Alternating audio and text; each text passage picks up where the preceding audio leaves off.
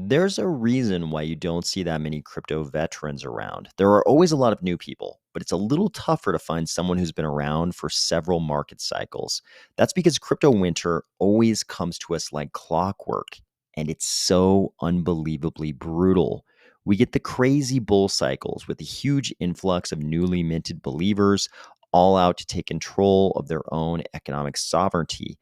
Then comes crypto winter, which every time puts its icy jaws to work, grinding crypto back down to a nub of its former self. We are in such a crypto winter right now, but next year, 2023, might be the real horror show. All the normal bear market deprivations might be compounded by severe macroeconomic headwinds and an increasingly restrictive regulatory environment in the wake of the massive FTX scandal. We could be walking into a pretty dark tunnel next year, but I still think Cardano is probably the best positioned. Ready? Let's go.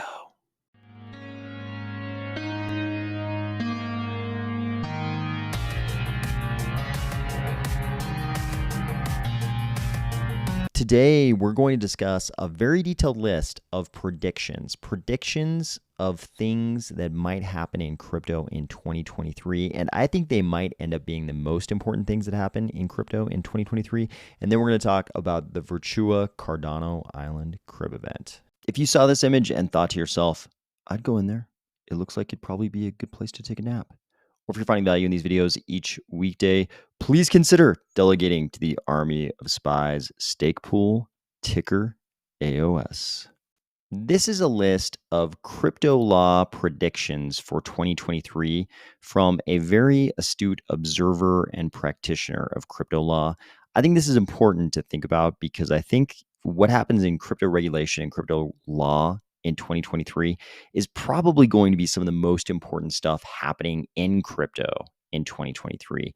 I think in 2024, 2025, other themes might emerge, but I think in 2023, some of the biggest stuff happening is going to be on this front. So we won't go through all of these, but we'll go through the ones that I think are the most important.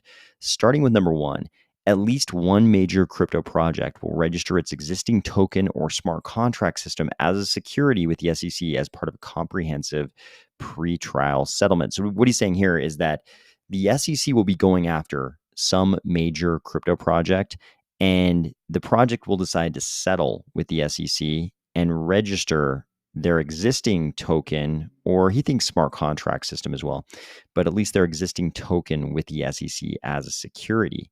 He thinks this will happen in addition to number two, 1 to 3 new crypto projects registering or qualifying new token offerings with the SEC as securities. So you can see his first two predictions are all about this widening acceptance of a need to register with the SEC. So one project getting in trouble, having to register as part of a settlement, and then other projects just deciding to go ahead and register new token offerings as securities instead of trying to do the crypto outlaw thing where we try to come up with rationales as to why various token projects are not selling securities to the public. He thinks that we're going to see more projects actually registering with the SEC, which could be a good thing or a bad thing depending on your perspective. If you have kind of a fatalistic perspective about this and you think that all of crypto is just going to end up in the hands of the SEC anyways, then it probably doesn't matter. If you think there's a chance that we end up in the hands of the, I think we can say, much kinder and gentler CFTC, or if you think we might get lucky with a whole new regulatory regime, which creates a brand new regulator just for crypto, then this would probably be a bad development because these first two predictions coming true would push things further into the court of the SEC. If projects are already willingly registering with the SEC, gives the SEC a little bit more of a foothold to claim that they're already regulating the space and that they should get all of it. Number 5 is something that I think everybody, at least the first part of it, is something I think everybody has seen coming for a long time. Number 5, a nothing burger stablecoin bill covering custodial stablecoins will be passed. It will pave the way for Circle to receive permanent structural advantages. So I think everybody has known for a long time that stablecoins were basically the highest priority item on the list of policymakers who wanted to do something about crypto. And if you had to guess which stablecoin, at least in North America, is most likely to receive preferential treatment, if one is to get such treatment, it would have to be USDC. And here he's talking about USDC's issuer Circle. Number 6, at least one major DeFi project will add centralized exchange style KYC AML to its web apps. That's know your customer, anti-money laundering stuff to its web apps. So what that would mean is that you would go to try to use a DeFi project, and all of a sudden you would have to give them probably your real name, address, some proof of your identity. So there'd be no more anonymous use of a project who did this. I think he's probably right. It's pretty hard. I mean, we already know that Uniswap was being looked at by the SEC, and that's, it seemed like in response to that, they removed all synthetics from their front end. It's not a very far leap from that to think that a big DeFi project with a lot to lose under investigation from a large federal regulator would decide that they need to go ahead and institute KYC AML on their platform so that they being the team, so the team who created it doesn't end up in the same position as the Tornado Cash developer. Because if you think about it, there's not too big a difference. I mean, certainly we can say the use of Tornado Cash was alleged to be pretty different in that we had North Korean hacker group Lazarus theoretically laundering money through Tornado Cash, according to the U.S. federal government and apparently European authorities. But if you think about the basis for requiring KYC and AML laws, they would, kind of apply equally to something like a Tornado Cash, a mixer like that, as they would to a regular DeFi project. It's law, at least in North America, is pretty clear. If you're doing any kind of, movement of funds like all these DeFi projects pretty much are, you need to be engaging in KYC AML with all of your customers and have some kind of an active AML program. You need to be creating these suspicious activity reports anytime you see anything suspicious that looks like money laundering, and sending that to FinCEN so they can investigate, whatever looks interesting to them. But of course, none of our DeFi projects are doing that, and it's pretty easy to predict that that won't last forever. Number 7, this probably won't make the DAO people very happy. CFTC and SEC will sue or settle with multiple DAOs. Unincorporated DAOs will lose most participation and will either turn into companies or rebrand to de-emphasize their social aspects. So, of course, this is what's going to happen based on what we're seeing in the UkiDAO case, which I've talked about pretty extensively on this channel. If they're going to go after these DeFi projects for not having KYC AML, of course, the project founders are going to say, no, we turn it over to the DAO. We no longer have any control over it. So the CFTC and the SEC are just going to do exactly what they did in the UkiDAO case and go after the DAOs. This is probably going to happen. And I think he's right. The reaction from the DAOs will probably be something like this. DAOs will either be incorporated and become companies, or they're going to have to adjust their mission somehow to delete all those things that are allowing the CFTC and the SEC to sue them, which will be unfortunate because those are the things that the users really want. The things that feel like decentralization of control of the protocol are the things that they'll probably have to get rid of to keep the CFTC and the SEC from going after them. All the things that look like the equivalent of sort of shareholder control of the enterprise, those things would probably have to go out the window. Who knows how long this will take? I mean, we don't know how busy the CFTC and SEC will get on the DAO front, but I think based on what we're seeing in the UkiDAO case, the CFTC is more than willing to get after DAOs, and if the CFTC is more than willing, then the SEC will be too. And I could see this happening. I could see DAOs becoming companies or having to get rid of all the decentralized control stuff. Number 8, at least one major US-based Ethereum ecosystem infrastructure provider will add KYC AML to the base layer. I think this is right because we already started seeing that with the MEV middleware providers in 2022. So yeah, probably a lot more than in 2023. There's too much money on the line for them. They have no incentive to have the US government going after them when they're making so much money. They're probably going to do whatever is required of them by the US government to continue running their business. Number 9, the Consumer Finance Protection Bureau will bring a serious claim against the DeFi team based on misrepresentations about how the protocol worked. Yes, they are very focused on consumers being misled. And I think there are a lot of cases in crypto DeFi where consumers will say, that what the team said about how the protocol worked was not how it ended up working, and they lost money. This is right up the CFPB's alley. They will definitely go after this kind of thing. Number 11, Binance, Bitfinex, and Tether will enter into lightweight regulatory settlements worldwide outside the US and will gain a surprising amount of international legitimacy, while Coinbase partners with US investment banks and becomes US favored juggernaut. I could see this kind of bifurcation happening. I think Kraken will definitely play a role in the US. But yeah, I could see Binance, Bitfinex, and Tether kind of just retreating to the non-US scene, which I think could happen with a lot of DeFi projects too. I could see a lot of DeFi projects as some of this more restrictive regulatory environment comes into being. I can see a lot of DeFi projects kind of closing their doors to US customers, even though it's a huge customer base to have to delete from your ranks. I can see them closing their doors to US customers. They can just continue doing their business even if they can't access US markets.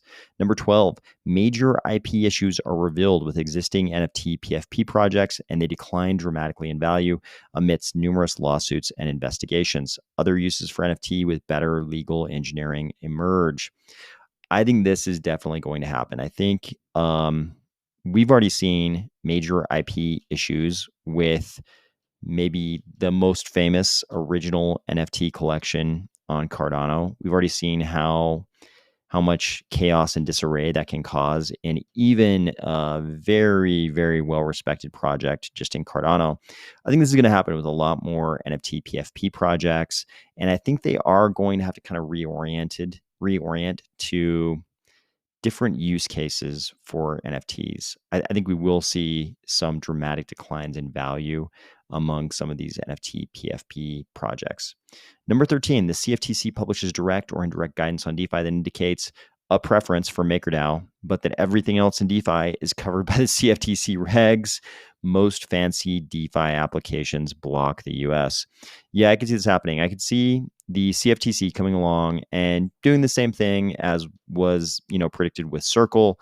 The federal government kind of picks a winner or two, and then everything else is covered by the normal commodities regulations.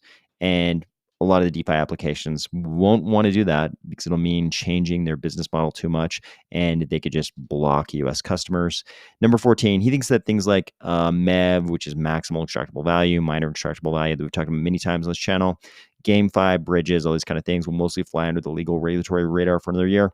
It's so complicated, probably the regulators probably won't understand it until later. So complicated is probably the wrong word. It's probably more like too obscure and esoteric for a regulator who's used to dealing with the traditional finance markets. It's probably just these little areas are probably just a little bit too esoteric for them to get to in the next 12 months. But I think something like MEV, I think MEV will fall under the regulatory hammer at some point in the next couple of years. Maybe not this year, but it is a little too esoteric for the regulators to get to yet. They still haven't even figured out what they're going to do with stablecoins, which is like the easiest thing to understand in all of crypto, I think. Obviously, you come up with very crazy algorithmic ways of trying to prop up stablecoins. It can get kind of crazy and complex in that sense. But just what you should do regulatorily with stablecoins, I think they should be able to figure that one out pretty quickly. And that's like their top priority. And they haven't figured that out yet. So I think it is going to be some time before they get to things like MEV. So what does all this mean? Here's what I think this means. I think we are going to have a more and more complicated regulatory landscape for crypto. You can see in this, obviously, AI generated image he created or chose here. You've got a bunch of like robots, cybernetic individuals, and obviously a bunch of lawyers in court looking at a laptop. I think this is a pretty good selection because it does indicate how complicated, how much more complex things are going to get for crypto in the next year. You notice that almost all this has to do with DeFi. I think this is good for Cardano because we have this burgeoning, young, nascent DeFi scene in Cardano that's been around for a number of months. DeFi has only been possible in Cardano for an amount of time that you could count in months, not in years like in some of the other older ecosystems like one of our biggest competitors, Ethereum. So much of the activity in Ethereum is centered on DeFi. I think if some of these predictions come true, like all of a sudden things getting cleared up a little bit and all of DeFi falling under the CFTC and having to comply with the commodities regulations, I could see a lot of the DeFi projects, instead of trying to figure out how to completely change their business models to comply with all the commodities regulations and do all the KYC AML stuff, I could see a lot of those projects just closing their doors to North American competitors. That's a huge amount, or North American consumers. It's a huge amount of volume of transactions.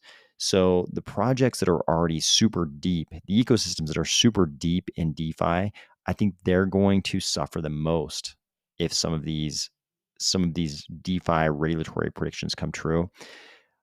An ecosystem like Cardano is going to suffer much less because we're much less reliant on DeFi. And all the ecosystems are going to have to evolve. They're going to have to reinvent themselves. They're going to have to focus on something other than DeFi. Just like when we all discovered that ICOs were probably illegal, all of crypto had to reorient away from ICOs and toward other things. Those other things ended up ultimately being DeFi and NFTs. But I think we are going to see some changes in the values of some of these PFP NFT projects as we get deeper and deeper into this crypto winter. And I think that, combined with the newly complex regulatory landscape for DeFi, I think a lot of ecosystems are going to have to reinvent themselves. And the one that's in the best position to embrace these new use cases is probably Cardano, because we don't already have every developer laser focused on DeFi or every other project laser focused on NFTs. Cardano's ready to embrace that reinvention of use cases for crypto. Finally, the Virtua Cardano Island Crib Claim event is now live. This is the one where we get our houses. So if you have a plot in Cardano Island, on Cardano Island, then you can just come over here to the Virtua timeline, see this post. It'll give you nice instructions. It's actually pretty straightforward. You're just going to go into that same map view where we picked out our plots, make sure your wallet's connected, and then you can go in and just pick out the house. They're going to give you the building that they're going to give you, and it's going to conform to the size of your plots. There's like small, medium, and large. Fair warning, there's a song coming up in just a few seconds that does contain some explicit lyrics, so you may want to turn the video off at this point if you have kids around or something like that. You've probably already seen the Cardano Island cribs from the beta test event, but in case you didn't, here's a little video that I'm going to let play where I give you a tour of the AOS crib in Spy Village on Cardano Island, and I'll talk to you tomorrow. Let's go. I feel nauseous, believe me. Never had a lot of shit come easy. Had to work hard, struggle just to be me. Had to rise up just so they could see me. Did what I had to do just to feed me, and what was left over I put towards my dreaming. But the only thing in life that has meaning are the things you gotta work for, believe me. Take into your hands a plan, your own hands can land your own brand. And damn, I feel like no one takes accountability. They want the credibility, convincingly unwilling to put in the fucking hours it takes to get some power. Don't be fucking sour, take a cold shower, scream until you're louder, work until you're prouder, and fuck all the doubters, they're just fucking downers. I swear to God they all let me down. I always fought just to wear the crown. I'm pissed off at these fucking clowns who were all taught they deserve an ounce. It's only worth it if you work for it. It's only worth it if you work for it. I won't stop till they hear me now. I won't stop till I wear the crown.